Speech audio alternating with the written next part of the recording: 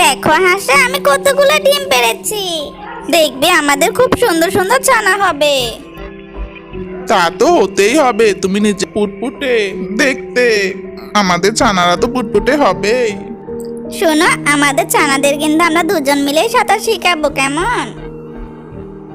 ওদের জন্য নতুন নতুন পোশাকও বানিয়ে দিব। যেমনটা তোমার ইচ্ছে হাসি। হাসি, সবগুলো ডিম দেখতে তো একই রকম, কিন্তু এই ডিমটা এরকম কেন দেখতে? মনে হচ্ছে একটু বাঁকা। কি জানি, আমিও বুঝতে পারছি না। বোধহয় আমাদের এই ডিমের ভিতর ছানাটা বেশি সুন্দর হবে। হাসাহাসি নিজেদের আগত সন্তানদের জন্য নতুন নতুন সুন্দর সুন্দর পোশাক সংগ্রহ করতে থাকতো। অনেক অনেক খাবার বাসায় এনে মজুত করতে লাগলো। দেখতে দেখতে বেশ কিছুদিন কেটে গেল। হাসির ডিমগুলো পেটে একে একে সুন্দর সুন্দর ছানা বেরোতে লাগলো। সব বাচ্চাদের নতুন পোশাক পরিয়ে দিতে লাগলো হাসা আর হাসি।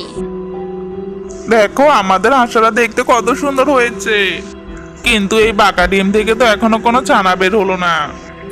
আমার মনে হয় এই বাঁকা ডিম থেকে সব থেকে সুন্দর ছানা বের হবে, তাই একটু দেরিতে আমাদের দেখা দিচ্ছে। দেখতে দেখতে ওই বাঁকা ডিম থেকে একটা হাঁসের ছানা বের হলো।